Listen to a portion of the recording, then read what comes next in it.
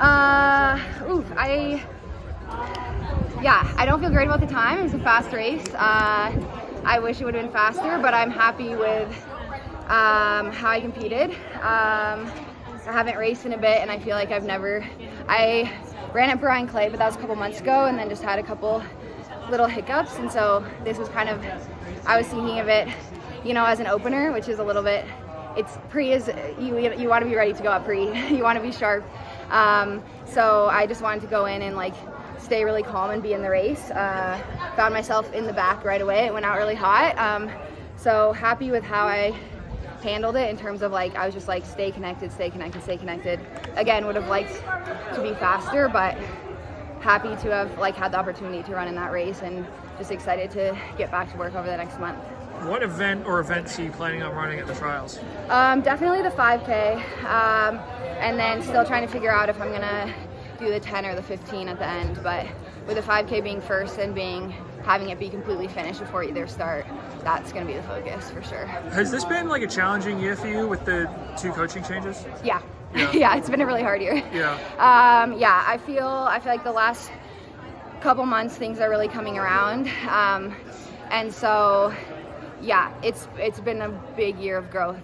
What's been the most difficult part, most challenging part? Oh man, I think there's just been a lot of personal growth, a lot of I think it's been a really good exercise in having confidence in myself without external results. I feel like I have kind of used that as a crutch at times, don't get confidence until you go and you have a really good race and then get confidence from that. And I mean, I didn't race indoor. I've only raced Brian Clay, and that was kind of a workout of just pacing and doing a lot of races. So it's been a lot of working on self-belief with different training. I think a big part has been trusting myself to make those changes. I think a lot of my life I've just stayed where I was, not thought too much about anything. So I feel in a lot of ways very empowered of taking ownership over my career. And we only are here have been able to run for a finite amount of time.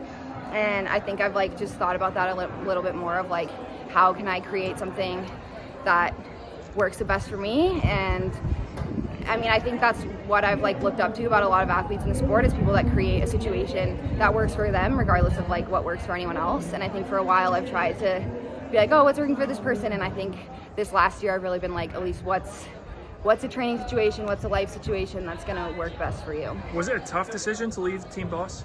Yeah, it was a really hard decision. A great group of women. I really liked working with Joe, and again, being around, I think there's 13 or 14 people, and being able to run with them every day, and it's a great energy. So it was a really hard decision. I think, when you ask what was hard too, I think the last 8 months, that's been the hardest thing, is same with, Jerry and Bowerman. It's been a great team, great coaches, great people to work with. It's not anything was wrong or anything was bad. It's just wasn't what I needed right at this moment. But I think that's what makes it the hardest too, right? It's not not to compare it to a relationship, but kind of. It's not a breakup where anything was wrong. It's which I think makes it hard, because you're I really love all these people, value all these people. I've learned a lot from these people, but just being honest with myself and where I'm at, and need to do something different. Do you feel fully healthy now?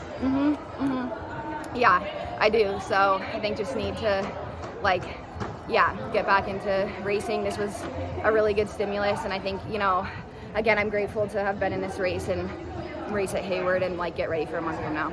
Yeah. What do you when you just even wake up in the morning and you're obviously dealing with a lot of different change? Someone